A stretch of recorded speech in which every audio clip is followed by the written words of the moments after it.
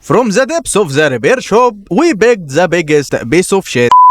A Dell computer with a graphics card completely covered in dust, and if you try to remove it and reinstall it under the power supply, it won't take you more than one try. And that's because the power supply that came with the system definitely failed at some point, and the shop that used to fix it didn't have Uncle-Gad, and that's why the repair process wasn't too glad. As for his relationship status, he's single, and that means when we plug in the power cable, there is no image on the screens. And this of course is a computer. I'm doing just fine and I'm displaying an image. And because the owner didn't really take care of it, it ended up full of dust inside. So we waited until the street was empty and grabbed the blower and thought the best thing to do was to take the case outside of the shop and give it a good air below. And the first thing we did was remove the CMOS battery to reset the system to factory setting. We also removed the two RAM sticks so we could clean them and clean the slots on the motherboard. Then we moved a little lower and find the Nvidia Quadro graphics card. It looked like it had been installed for years and its locking clip was broken. So we figured we had to open the lock and pull out the graphics card and set it free. Then we took a tea break in honor of our RTX 3080, as can you see. And of course we grabbed our trusty blue screwdriver and it was a time for the CPU heatsink, and we used it to remove the screws and take off the heatsink, and the thermal paste underneath was still soft as you can see clearly, so we could carefully wipe it off easily. And I also needed a tissue because I had a cold for about a week or more, so clean your phone probably while you are watching, like I said before.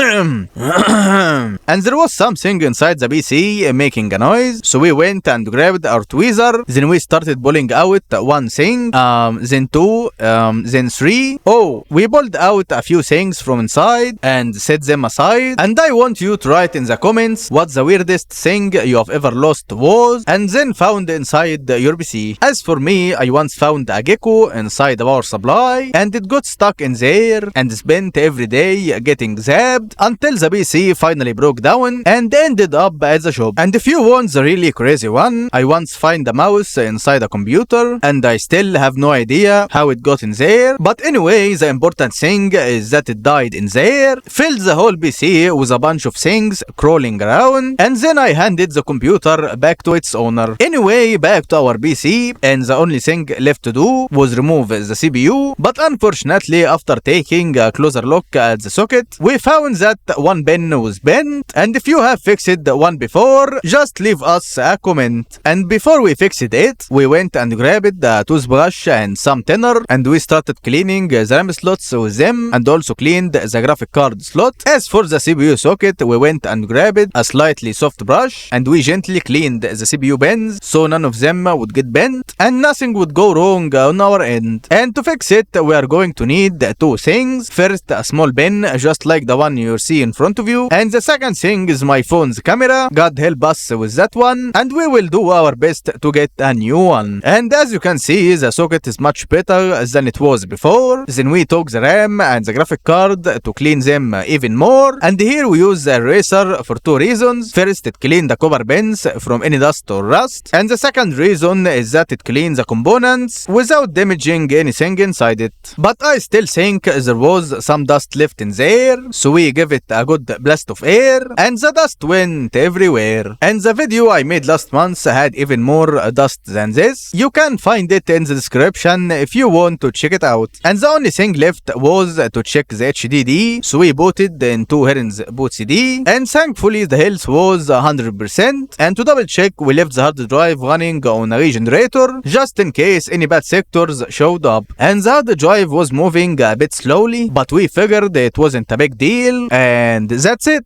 Then we put the CPU and RAM back in place to see if they would work or if they need a full replace. And since the system has no integrated graphics, we put the graphic card back in. And of course we didn't forget the 6-pin power cable, since this 256MB graphics card needs it to run. And we plugged in the power cable and turned on the PC, and finally it worked and started showing an image on the screen. And after making sure the second RAM stick was working too and showing its display on the screen, we were good to go. So we went and got some thermal paste to apply it to the CPU since it needed to be replaced. Then we put the heatsink back and screwed it into the board. As for the SIMOS battery, we had to check it without YouTube getting mad at us and make sure it was working fine and didn't need to be replaced. And after putting the SIMOS battery back in, we started adjusting the BIOS setting, and here we use the keyboard that was right in front of us, and it was from HP. And of course, when you have a Dell PC and plug in an HP keyboard, the PC didn't like it and decided to give us a little reward. And that was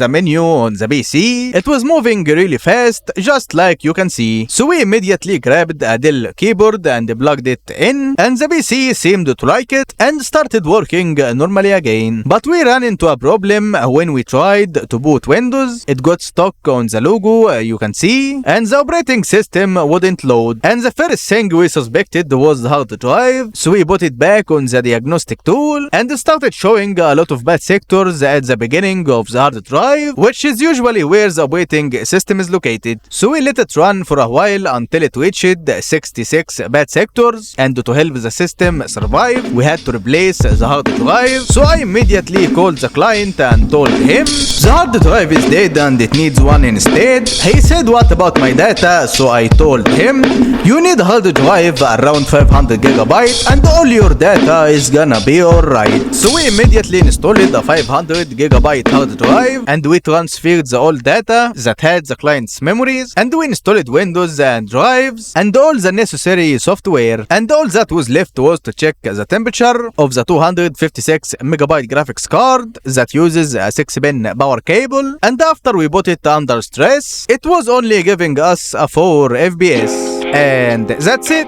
And we reached the end of the video, and I hope you learned something useful. This was Brother Gad, and see you in the next video.